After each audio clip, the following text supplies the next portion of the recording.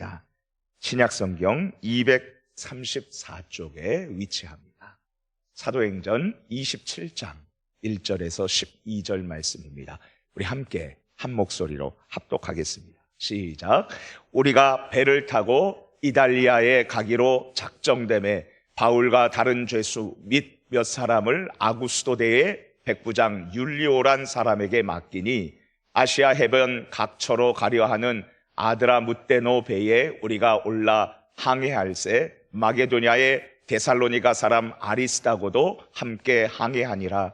이튿날 시돈에 대니 율리오가 바울을 친절히 대하여 친구들에게 가서 대접받기를 허락하더니 또 거기서 우리가 떠나가다가 맞바람을 피하여 구브로 해안을 의지하고 항해하여 길리기아와 밤빌리아 바다를 건너 루기아의 무라시에 이르러 거기서 백부장이 이달리아로 가려 하는 알렉산드리아 배를 만나 우리를 오르게 하니 배가 더디가 여러 날 만에 간신히 니도 맞은편에 이르러 풍세가 더 허락하지 아니하므로 살몬의 앞을 지나 그레데 해안을 바람막이로 항해하여 간신히 그 연안을 지나 미항이라는 곳에 이르니 라세아시에서 가깝더라.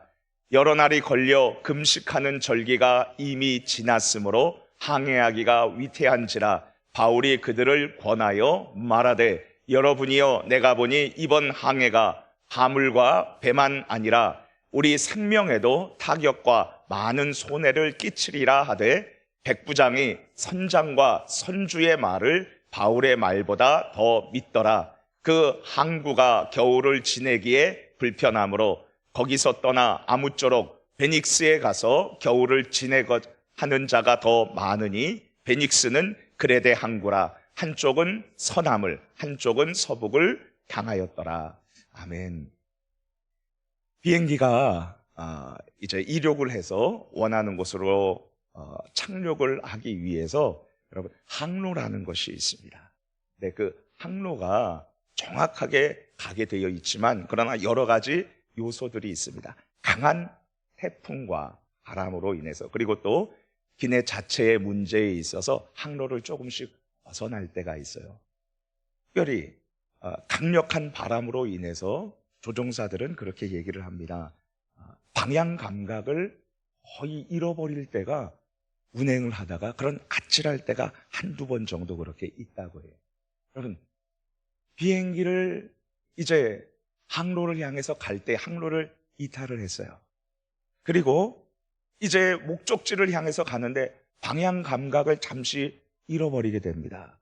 자, 그러면 조종사는 어떻게 해야 될까요? 조종사의 선택에 따라서 이 비행기 내에 있는 모든 사람들, 이 사람들의 생명이 걸려 있습니다. 그럼 그때 이 조종사들은 고백을 합니다. 자기의 감각이 있다고 해요.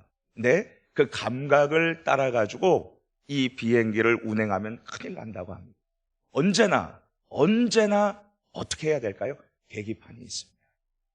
비행기 내에 분명한 계기판이 있고 그리고 그 신호에 의해서 가야 할 방향을 제시해주는 그러한 기계가 있는 거예요.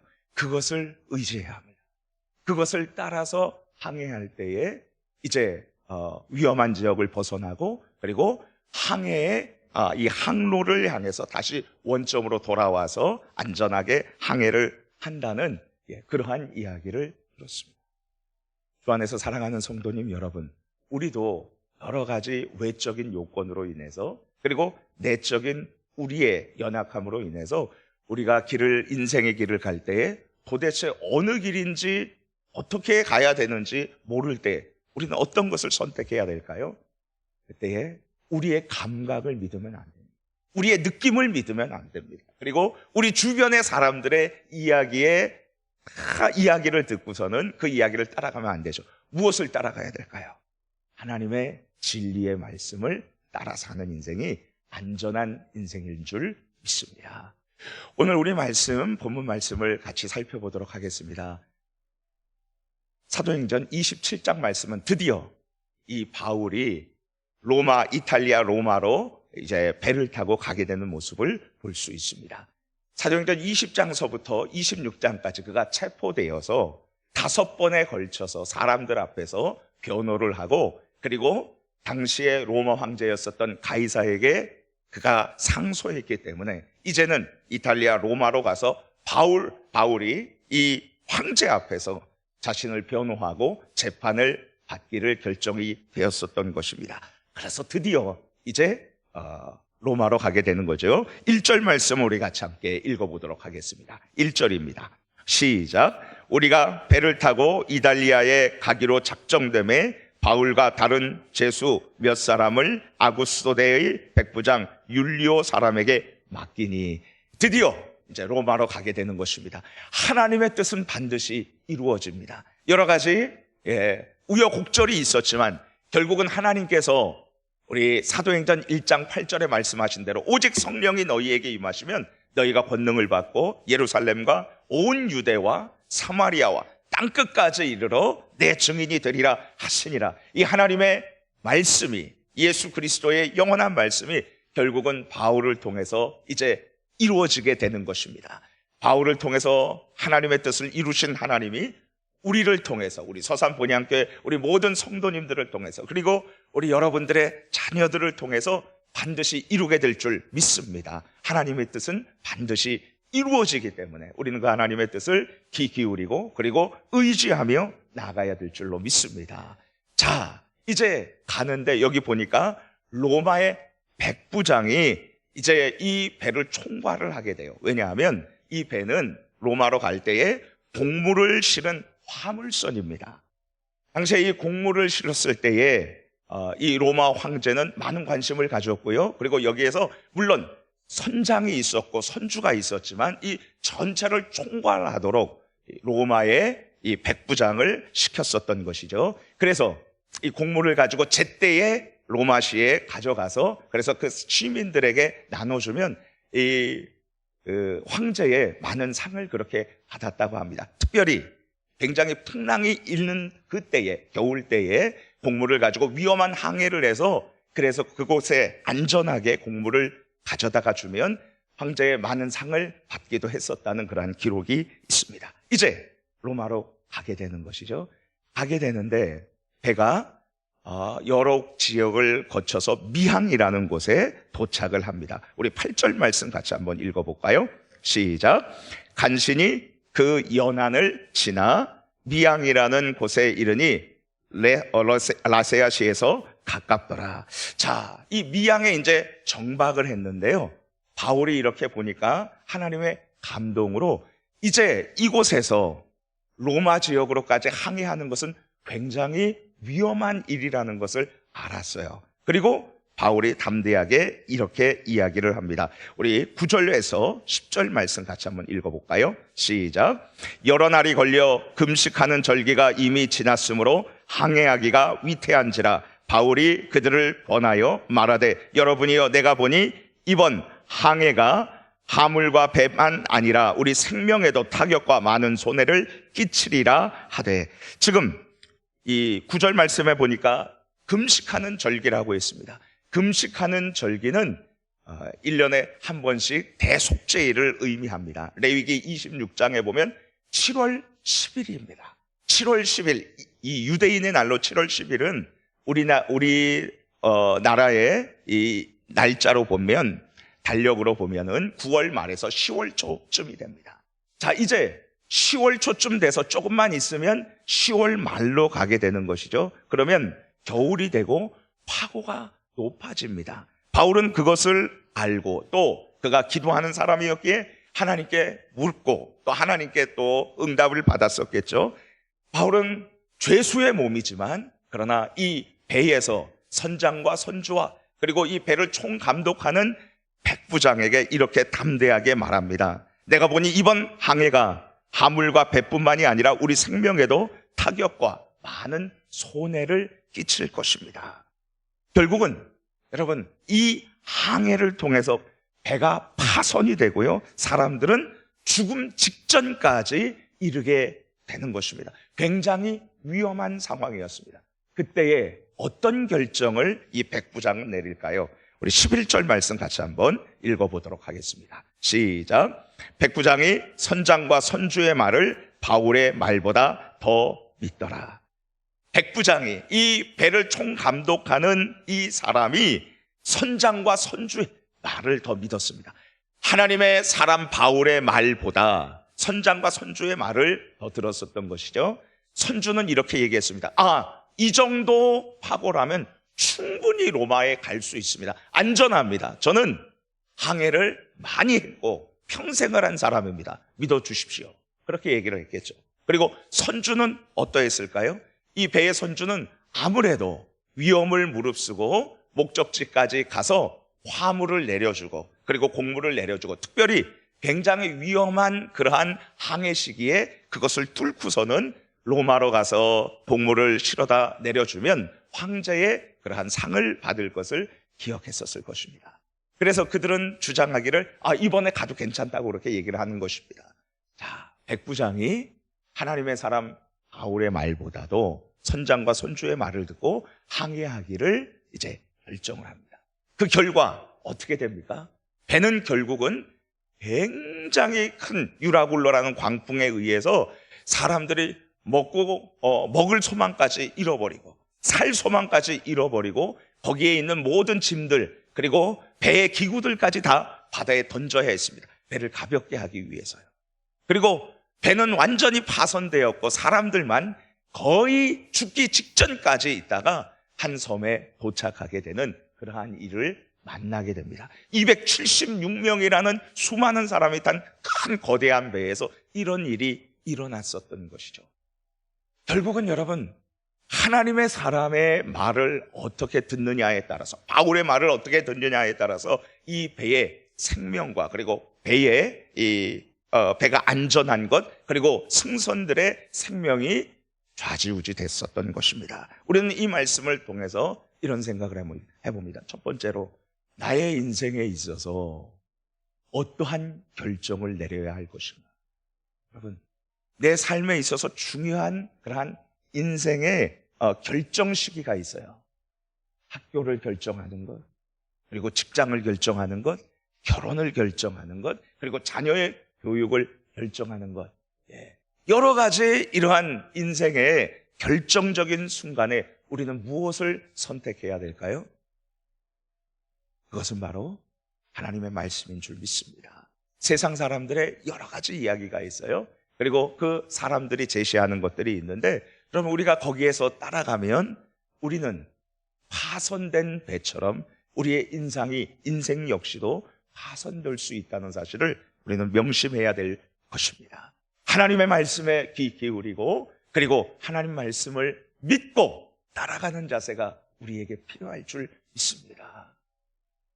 여러분, 오늘 이렇게 이 새벽에 화요일 아침에 얼마나 피곤합니까? 그럼에도 불구하고 잠자리에서 일어나서 먼저 하나님 앞에 나와 찬양하고 그리고 하나님의 말씀을 듣고 기도하는 여러분들을 정말 존경스럽고 그리고 축복합니다. 여러분 정말 잘 나오셨습니다. 정말 오늘 하루에서 가장 좋은 선택을 하신 것입니다. 하나님의 말씀을 듣고 여러분, 오늘 내 인생은 하나님의 말씀에 선명한 기준을 따른다, 이러한 자세로 살아가기를 축복합니다.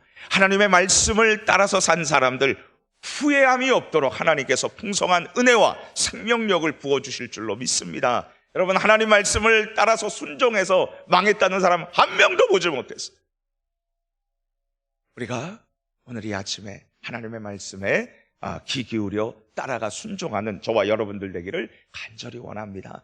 여러분, 다윗이 인생의 여러 가지 문제와 그리고 특별히 엔게디라는 그 사막에서 거기에서 10년 동안을 사울 왕에게 도망 다닐 때에 그가 했었던 가장 잘했었던 일이 무엇이었습니까?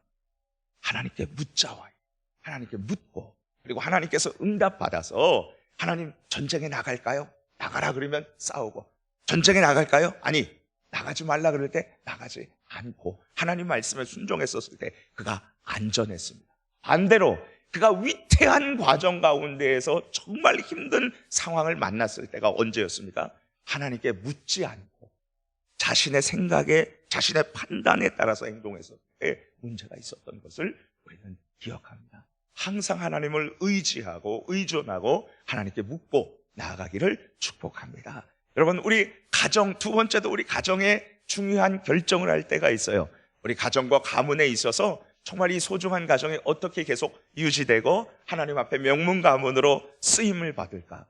하나님께 묻고 하나님께 가정 예배를 드리고 그리고 하나님만을 섬기는 가정으로 사는 것입니다. 여호수아가 마지막 죽을 때 무슨 유언을 했습니까? 오직 나와 내 집은 하나님만을 섬기겠노라 그랬습니다.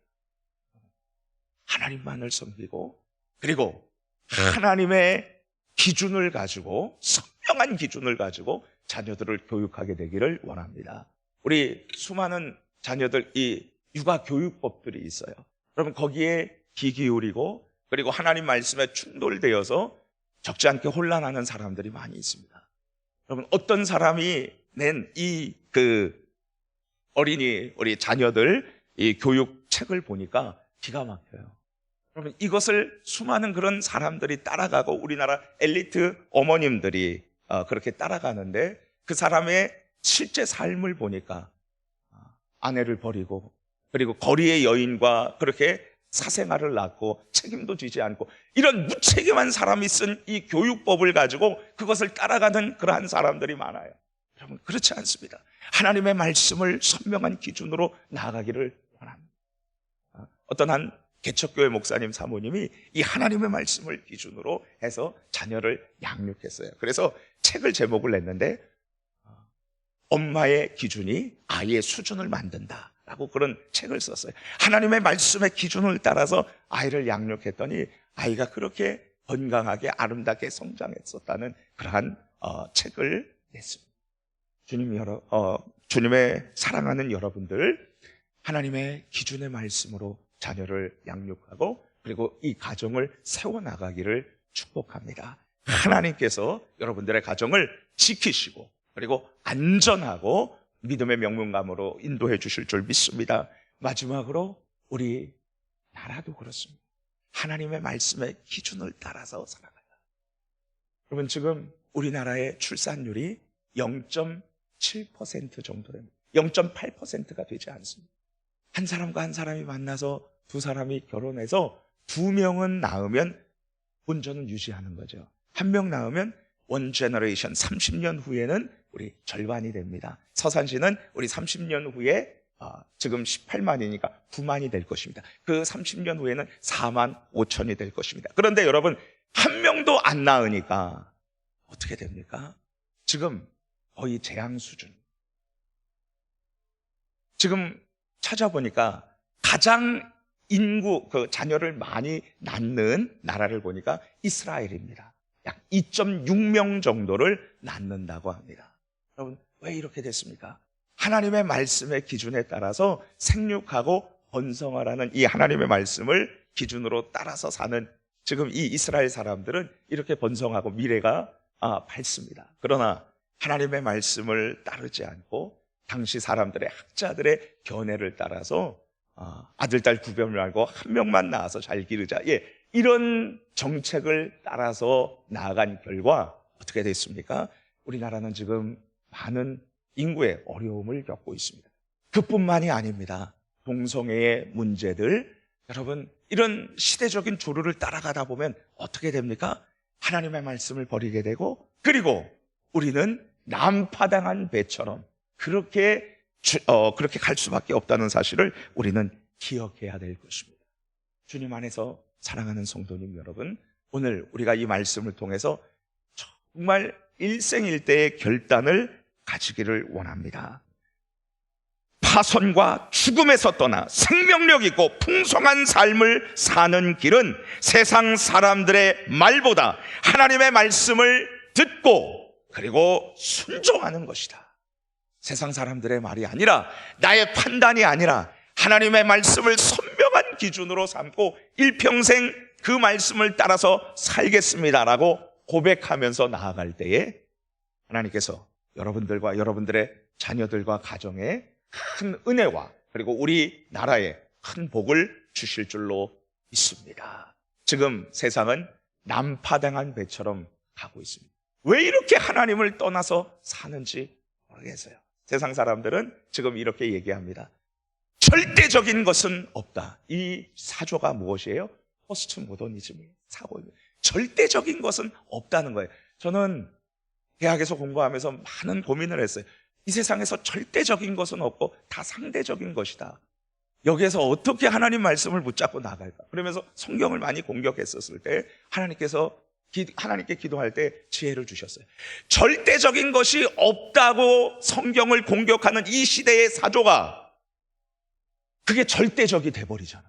절대적인 것이 없다는 그 자체가 절대적인 것이 돼. 그것도 절대적인 것이 될 수가 없어요.